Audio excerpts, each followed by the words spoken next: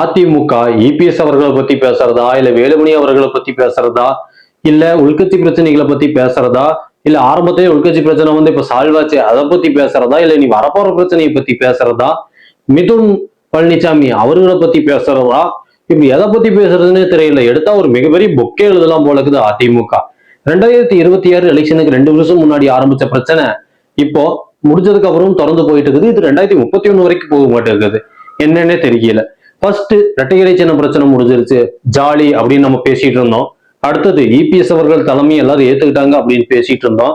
Election நல்லா வலுவா போறாங்க அப்படின்னு பார்க்கும் பொழுது வாக்கு வங்கி எல்லாமே பிரிஞ்சு செதறி எல்லாம் போய் இப்போ டிவிகேக்கு விழுந்து டிவிகே ஜெயிச்சு அவங்களும் ஆட்சி பண்ணிட்டு இருக்கிறாங்க. நல்ல முறையா போயிட்டு இருக்கு.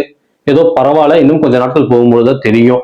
அடுத்தது திமுகவை தனியா நின்றுட்டு திமுகவோட பவர் குறைஞ்சிட்டு இருக்கு, அடுத்து அதிமுக மேல வரும் அப்படின்னு பார்க்கும் பொழுது சம்மதமே இல்லாம இப்போ அதிமுகவுல இளம் ரத்தம் எல்லாரும் கேட்கறாங்களாமா. அந்த இளரத்தம் அப்படிங்கிறது வேற ஒண்ணுமே கிடையாது. திமுகல இப்போ உதயநிதி ஸ்டாலின் அவர்கள் இருக்கிறாங்க, அதே மாதிரி டிவிகே விஜய் அவர்கள் இருக்கிறாங்க, அதே மாதிரி அண்ணாமலை அவர்கள் புதுசா ஒரு கட்சி ஆரம்பிக்கிறாங்க, ராகவா லாரன்ஸ் அவர்கள் அரசியலுக்கு வர்றாங்க. அவர் எந்த கட்சிக்கு போனாலும் என்ன பண்ணாலும் அவரும் அடுத்த ஜெனரேஷன் ஆளாபடியா பார்க்கப்படுது.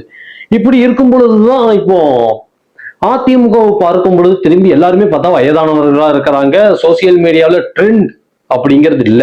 இந்த பிரச்சாரம் அப்படிங்கிறது இப்போ நடைமுறை பிரச்சாரத்தை தாண்டி இந்த ஸ்டேஜ் ஸ்பீச் இதெல்லாம் தாண்டி இப்போ ஆன்லைன் பிரச்சாரம் எல்லாத்துக்குமே தெரியும். அதோட ஊடகங்களால அதிகமா போயிட்டு இருக்கு. அதனால அதிமுகவுல ஏன் தோத்தோம் அப்படின்னு விசாரிச்சு பார்க்கும் பொழுது இப்படி இளம் ரத்தம் நம்மளதுல யாருமே இல்லை. பொதுச் செயலாளரோ தலைவரோ இல்ல அதுக்கு கீழ் மட்டத்திலயோ யாருமே இல்லை. அதனால வேணும், அதுவும் பிரபலமான ஆளா இருந்தா கொஞ்சம் அதிமுக தலைமைக்கு நல்லா இருக்கும் அப்படின்னு பேசும் பொழுது மிதுன் பழனிசாமி அவர்களை கட்சிக்குள்ள கூப்பிடுறாங்களாம். இது இபிஎஸ் அவர்களுக்கே சங்கடமா இருக்கு அப்படிங்கிற மாதிரி தகவல் வந்திருக்கு. இப்படி நீங்க வாரிசு அரசியல் பண்றீங்க அப்படின்னு திமுக பேசி பேசி அதிமுக திமுகவா இருந்தது இப்ப மாறி இவர்களோட வாரிசவே கொண்டு வரும் பொழுது அதுவும் வாரிசு அரசியலா மாறிடும் இல்ல. அதனால அது வேண்டாம் அப்படின்னு பழனிசாமி அவர்கள் சொல்லும் பொழுது கேபி முனுசாமி அவர்கள் என்ன சொல்லிக்கிறாங்க அப்படின்னா, கட்சியோட நல்லதுக்காக, கட்சிக்காக, கட்சியோட தலைமை இதை மேம்படுத்துறதுக்காக 2031 லாங் டைம் கோலை எய்ம் பண்ணி அவரை கொண்டு வரணும். ஏன்னா இளைஞரணி தலைவர் போஸ்டோ இல்ல துணைத் தலைவர் போஸ்டோ ஏதோ ஒண்ணு கொண்டு வந்து மிகப்பெரிய இதுல திணிக்கணும் அப்படிங்கிற மாதிரி எதிர்பார்க்கிற முடிவா கேபி முனுசாமி அவர்கள் சொல்றாங்க.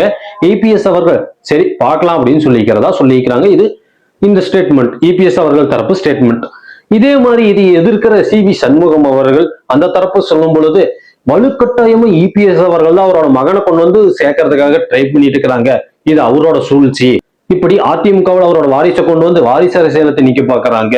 இது வர 2031 எலெக்ஷனுக்கு நல்லதே கிடையாது, வர உள்ளாட்சி தேர்தல் வேற இருக்குது, அதனால இதெல்லாம் ஆகாது அப்படிங்கிற மாதிரி சொல்றாங்க. இதுதான் இப்ப அதிமுகவில் இப்ப கரண்ட்ல போயிட்டு இருக்கிற பிரச்சனை. ஆனா இதுதான் பிரச்சனை அப்படின்னு திரும்பி பாக்குறதுக்குள்ள மிகப்பெரிய 3 ஆட்கள் திமுகவுக்கு போகிறதுக்கு ரெடியா இருக்கிறாங்க. அவங்க ஆல்ரெடி தாவேகாவுக்கு போனாங்க, அங்க யாரும் சேர்த்திக்கலாங்கிறது திரும்பி வந்துட்டாங்க. இப்ப இங்க வந்ததுக்கு அப்புறம் பல பிரச்சனைகள் சுமூகமா பேசி முடிச்சாச்சு அப்படின்னு சொன்னாங்க. ஆனா இப்ப கடைசியில இப்ப திமுகவுக்கு போக போறாங்க. அதிகாரப்பூர்வ அறிவிப்பு இல்லை, இருந்தாலும் வர்றதுக்கான வாய்ப்பு ரொம்ப அதிகமா இருக்கு. அதை வச்சு பார்க்கும் பொழுது வேலுமணி அவர்கள், சிவி சண்முகம் அவர்கள், விஜயபாஸ்கர் அவர்கள் இவர்கள் எல்லாருமே திமுகவுக்கு போகிறதுக்கான வாய்ப்பு இருக்கு. இப்போ செங்கோட்டையன் அவர்கள் இங்க போய் சேர்ந்தாங்க, டிவிகேக்கு போய் பார்த்தாங்க. டிவிக்கு இப்போ அங்க பன்னீர்செல்வம் அவர்கள் இருக்கிறாங்க. இப்போ அங்க அது மூலயமா அப்படி அங்க போய் ட்ரை பண்ண போறாங்க. அங்க அவர்களோட எதிர்பார்ப்பு கிடைக்கும் பொழுது, அவர்கள் எதிர்பார்த்த சில பதவிகள் கிடைக்கும் பொழுது திமுகவுக்கு போகிறதுக்கான வாய்ப்பு இருக்கு. இப்படி அதிமுக கட்சி சீட்டு கட்டு கூட சரிந்து கொண்டே வந்திருக்கிறது அப்படின்னு சொல்றாங்க. இதெல்லாம் கேட்கும்போது எவ்வளவு சங்கடமா இருக்குது. நம்ம ஆரம்பத்துல இருந்து என்னோட சேனல்ல இருந்து அதிமுக தொண்டர்கள் அதிகமா இருக்கிறீங்க, அது எனக்கே தெரியும். ஏன்னா மற்ற கட்சியை பத்தி பேசினா நீங்க பெருசா வீடியோ கூட பார்க்க மாட்டீங்க. இருந்தாலும் கூட இப்ப அதிமுக இத்தனை கண்டென்ட் இருக்கு, இத்தனை பேசுபொருள்கள் இருக்கு, உண்மைகள் இருக்கு. ஆனா இதெல்லாமே பேசுறதுக்கே கேட்கறதுக்கே வருத்தமா இருக்கு. ஒரு காலத்துல அதிமுக எம்ஜிஆர் அவர்கள், ஜெயலலிதா அவர்கள் இருக்கும் பொழுதெல்லாம் எப்படி இருந்துச்சு அப்படின்னு யோசிக்கும் பொழுது இப்போ இப்படி எல்லாரும் பிரிஞ்சு போயிட்டு இருக்கிறது நினைக்கும் பொழுது எந்த கட்சியாக இருந்தாலும் அது வருத்தமா தான் இருக்கும். அது திமுக தொண்டர்களுக்கோ யாருக்கோ. அது மாதிரி ஜாம்பவான்கள், அது மாதிரி மிகப்பெரிய தலைவர்கள் இருந்த கட்சி அப்படிங்கிறது நினைக்கும் பொழுது எவ்வளவு கஷ்டமா இருக்கு. மம்தா பானர்ஜி அவர்கள் உருவாக்கின மிகப்பெரிய சாம்ராஜ்யம் இப்ப பிஜேபி சுக்குநூறா உடைக்கும் பொழுது அதை கேட்கறதுக்கு இப்ப எப்படி இருக்கு. அது மாதிரிதான் இதே மாதிரி அதிமுக கூட்டணியாக தான் பிஜேபி இருந்துச்சு. மக்களே இதை மறந்துடாதீங்க, அதிமுக உடஞ்சிட்டு இருக்கு. இதுதான் இப்ப பிஜேபி கடந்த எலெக்ஷன்கள்ல யாரு கூட எல்லாம் கூட்டணி வைக்கிறாங்களோ அங்க ஸ்ட்ராங்கா இருக்கிற ரீஜனல் பார்ட்டிய அப்படியே உடைச்சுட்டு போயிடுறாங்க.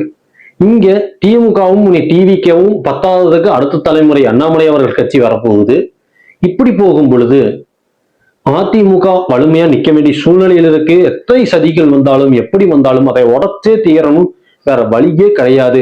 அந்த திறமை இபிஎஸ் அவர்கள்கிட்ட இருக்குது அப்படின்னு நம்புவோம். ஏன்னா அதிமுக தலைமை இன்று வரை இபிஎஸ் அவர்கள் கையில் இருக்கிறதுனால அவரை தான் நம்ம நம்பி ஆகணும். அந்த இரட்டைலை ஜனத்தை தான் நம்பி ஆகணும். ஜெயலலிதா பாதையில கண்டிப்பா இபிஎஸ் அவர்கள் போவார் அப்படின்னு நம்ம நம்பலாம். வாரிசு அரசியலும் எந்த அரசியலும் வரட்டும்.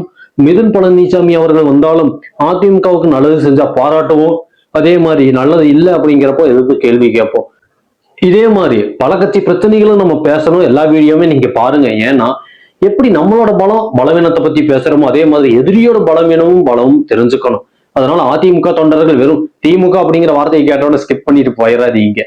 ஏன்னா திமுகவோட பலம் நம்மளுக்கு தெரியணும், டிவிகேவோட பலவீனம் நம்மளுக்கு தெரியணும். அப்பதான் 2031 நம்ம இலக்கா இருக்கணும். அதிமுக பழையபடிக்கு எப்படி ஜெயலலிதா அம்மா அவர்கள் ஆட்சியில் நின்றுச்சோ அதே மாதிரி நிக்கணும். அதுக்காக எதிரிகளை பற்றியும் நம்ம கவனிக்க வேண்டிய சூழ்நிலையில இருக்கிறோம். இது எந்த கட்சியினருக்காக இருந்தாலும் அதை நீங்க மைண்ட்ல வச்சுக்கோங்க.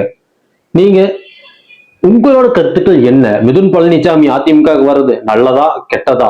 ஒருவேளை வேலுமணி அவர்கள் எந்த கட்சிக்கு போகிறதுக்கான வாய்ப்புகள் இருக்கு? இப்படி பல கேள்விகள் இருக்கு. தொடர்ந்து பேசுவோம். இது உங்கள் கடைசி தீக்குச்சி மனோஜ் காளிமுத்து.